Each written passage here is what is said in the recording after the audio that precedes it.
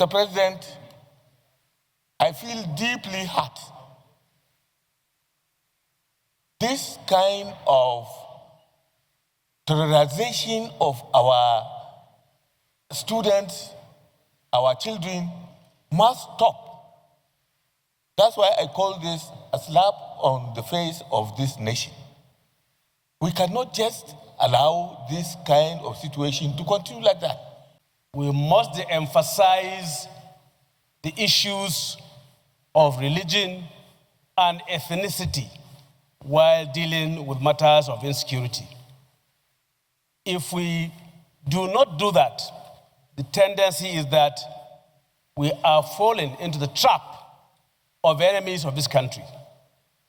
And we know ourselves, and we know what is going on. I therefore charge every Nigerian to come together, bond together, and make sure that we move side by side in facing and confronting all of these challenges facing this country. This administration is making a lot of investment in the security sector. I believe that with a lot of money, funds, and resources going into our armed forces, we should be asking for better outcomes. We should be looking at time frames. It shouldn't be an endless war against the insurgents. Can we really afford to fund our armed forces and other security agencies better, given the fact that we now have more revenues than before, and insist on value for money?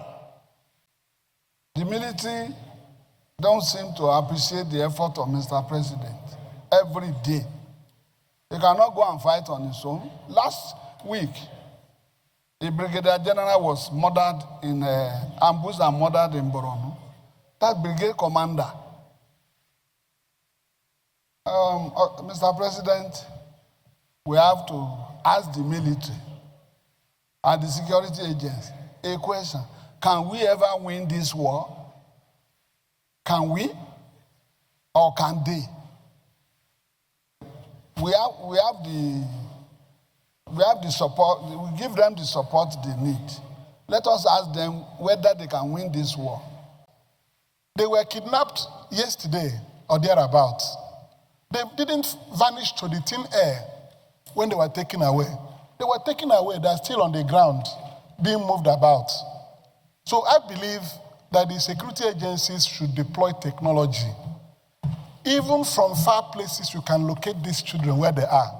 The capture in our prayer that we want additional 100,000 men and women to be recruited and trained and equipped and well kitted in the Nigerian army to be able to cover the increasing number of population, and the fact that we now have more schools that we used to have in 1960, in 1970, in 1980.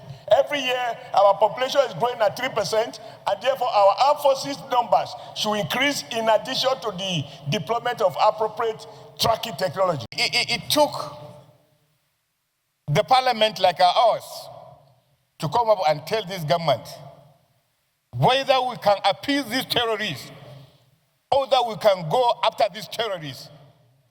Lives have been lost.